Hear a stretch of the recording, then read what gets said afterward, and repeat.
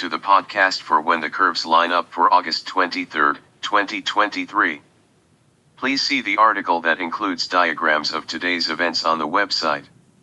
Text by Jeffrey L. Hunt.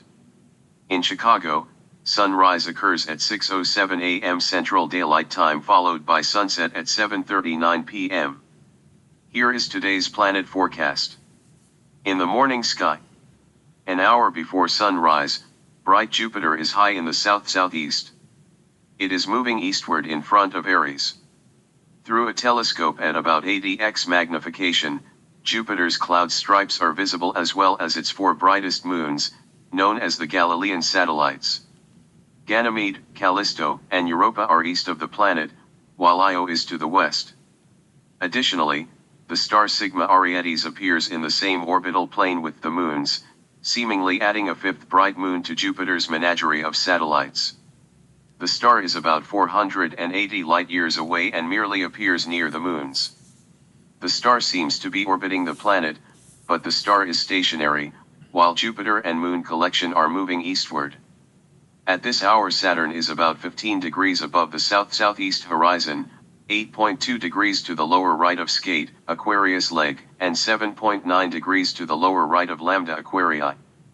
The planet is moving westward or retrograde compared to the starfield. Saturn is nearing opposition and appearing lower in the sky each morning. Earth is passing between the distant planet and the Sun. Venus is appearing higher in the sky each morning. The morning star rises nearly an hour before sunrise.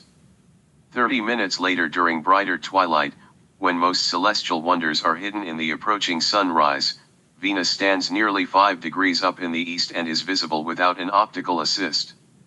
One of the techniques I use to find Venus in such conditions is to use either a roofline or side of a structure. I stand in various places and look along the building to see whether Venus appears along or immediately above that edge, such as in the accompanying photo in the article from Venus 2020 Apparition. The same technique works with utility wires or trees.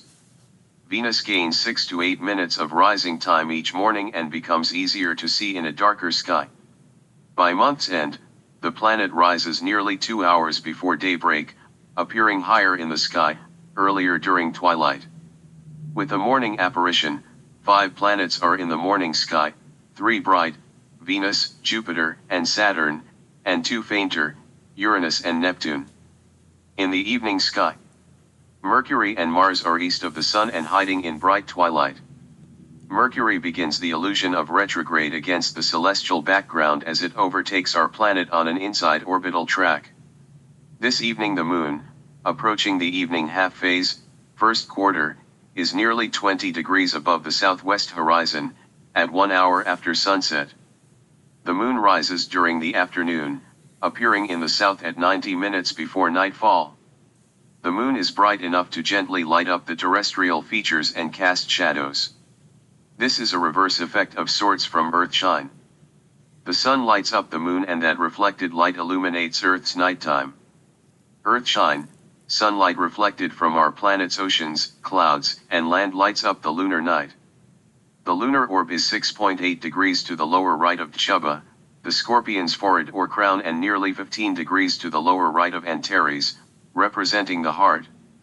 Saturn rises only 10 minutes after sunset. 50 minutes later, it is nearly 10 degrees up in the east-southeast.